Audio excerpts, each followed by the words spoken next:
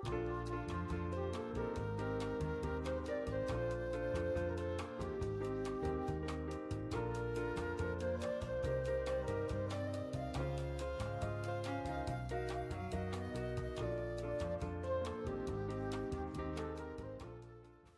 welcome to Cooking with Jake. I'm Jake, and this is the show.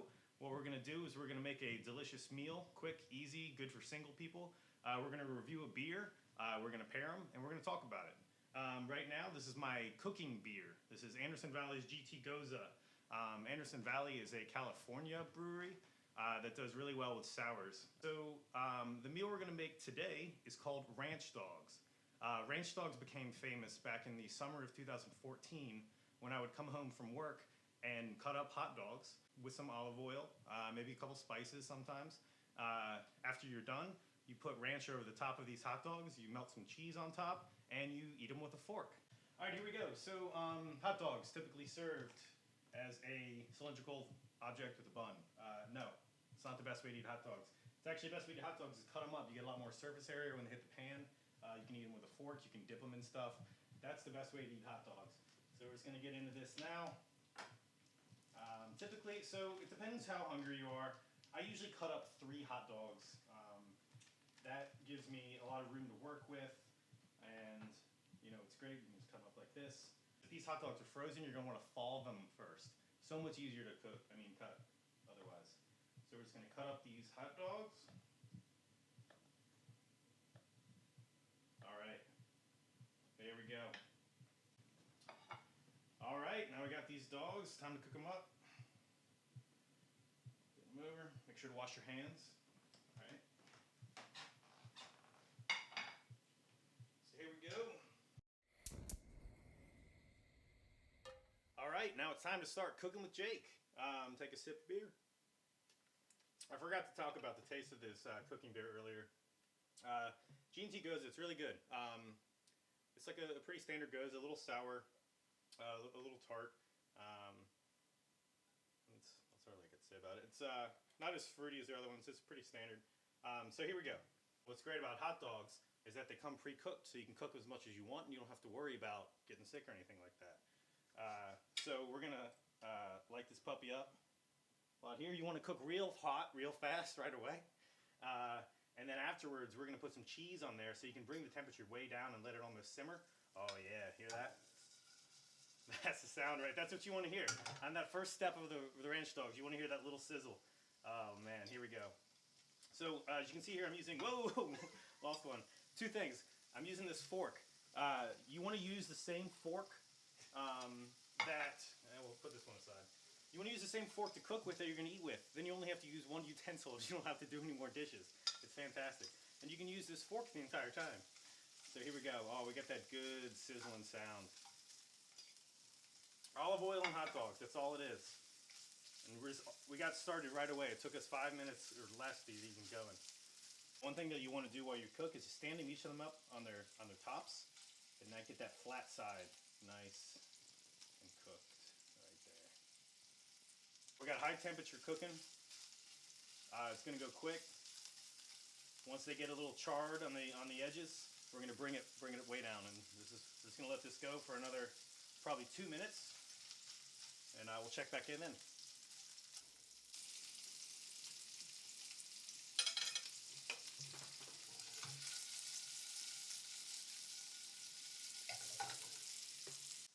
All right, it's time for the cheese. Just whenever we got this. So we're gonna put it on the lowest setting now, because as you can see, the ranch dogs are all done, and now it's time to apply the cheese. What you want to do is, you can see how they're rolling around a fair bit. You want to actually gather them all over into one corner so that they're all together. And then sprinkle that cheese right on top. And you want to be as liberal as possible with your cheese, because what's going to happen is they're going to be on top. But the great thing about shredded cheese is it falls between the cracks of the hot dogs and gets on the side. So we're just going to keep this on low, and we're going to let this cheese melt. Oh, one thing I forgot to mention. It's extremely important, after you've put the cheese on the hot dogs, you got to take a little bite for you. There you're good to go. And have a sip of beer.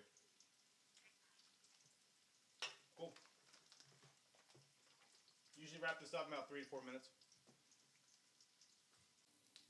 This is our finished product from the cooking part. We'll be dressing it up now with ranch, but this is what your ranch dogs want to look like. Look at this. There's so much cheese that's been melted in there that it's not even moving. Check it out. This is what you want.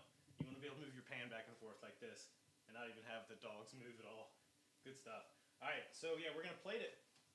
nothing better than a paper plate. Guess who's doing dishes tonight? Not me.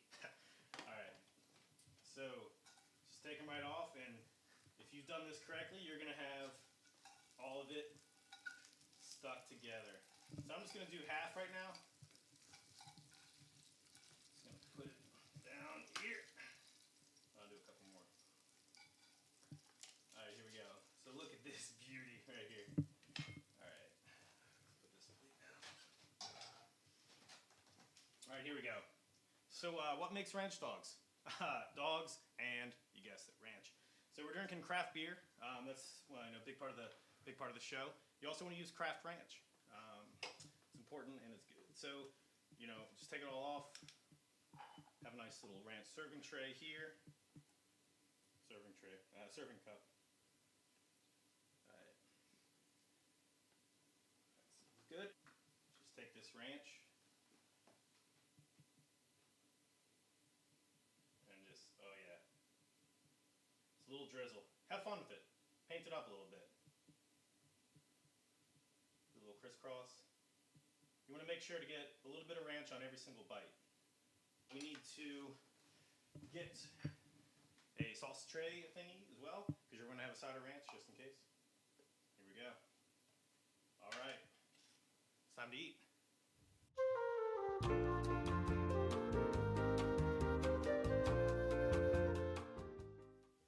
All right, here we are. Welcome to Fireside Chat with Jake. Here's the fire, and let's chat. So we're going to do the beer tasting. I'm going to review it, and then we will eat the ranch dogs, and we'll talk about the pairing and how they work together. What we have here is Death of Cthulhu by Adroit Theory.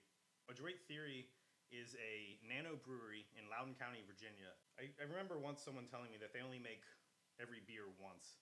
I'm not sure if that's still true because they've made some awesome beers that I bet they want to make again. But one thing that they do say is that they won't make a beer that's less than 7.5 ABV, which is pretty cool. And they only want to do big stuff.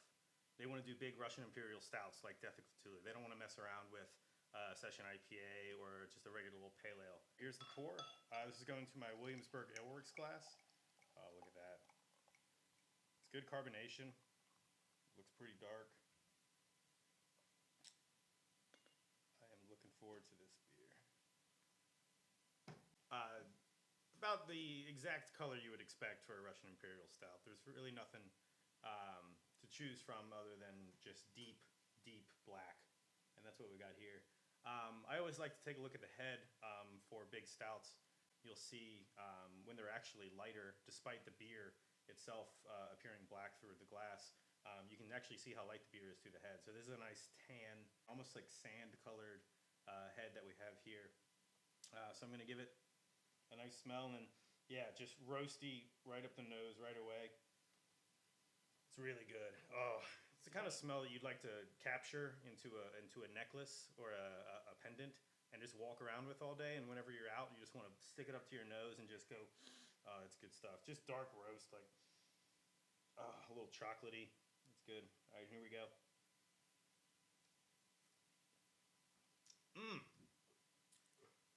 Yeah, that's bold. That is so much flavor. It's sweet. It's actually pretty sweet for Russian Imperial Stout. I don't think they hopped it too much. I'd like to see the IBUs on it. It's really good. Definitely a dessert beer that I can't wait to eat with hot dogs. This is going to work really well with these hot dogs. These hot dogs, of the beef variety, you're not going to get the same like juiciness that from a medium rare steak or something, but you're going to get just like a good pop of hot dog flavor when you bite in. So this is going to go well. Let's get into these ranch dogs. Let me get here.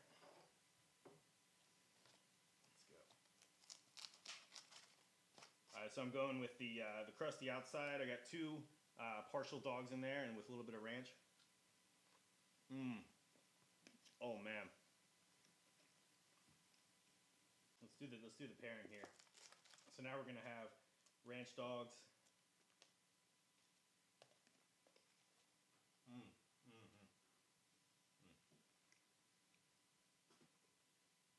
Let's see how the ranch dogs affect this imperial stout here. Oh, so you can have a little bit of the sweetness is now taken down by the cheese and the ranch. So you're having this combination of a little bit of fatty, delicious, wholesome, good taste paired with the sweetness of this Russian Imperial Stout. Final thoughts. First thought, this beer is delicious. Thanks for joining me today making ranch dogs. Let me know if you need any help. I'm happy to help you out. Hey, check out Adroit Theory. I know they're small, and if you don't live in the Northern Virginia area, it might be hard to track them down. But the trading community on Beer Advocate and Reddit and other kinds of avenues is very active, and you might be able to organize a trade. Another thought, opening day is coming up. For those of you who think baseball is boring, you have to go to a game. The atmosphere is what makes it. The hot dogs, the beer, the sun, the crowd. And then you get to learn the players, you get to know more. And there's this guy, Daniel Murphy, he used to play for the Mets. New York City's great, but their sports teams are awful. Second only in terribleness to Philadelphia, whose sports teams are garbage people. Not trash picker-uppers, because those people are great, but literal human beings made of garbage. That's what Philadelphia sports fans are. So we got Daniel Murphy on the Nats, and he is just so great at baseball. That's all I gotta say.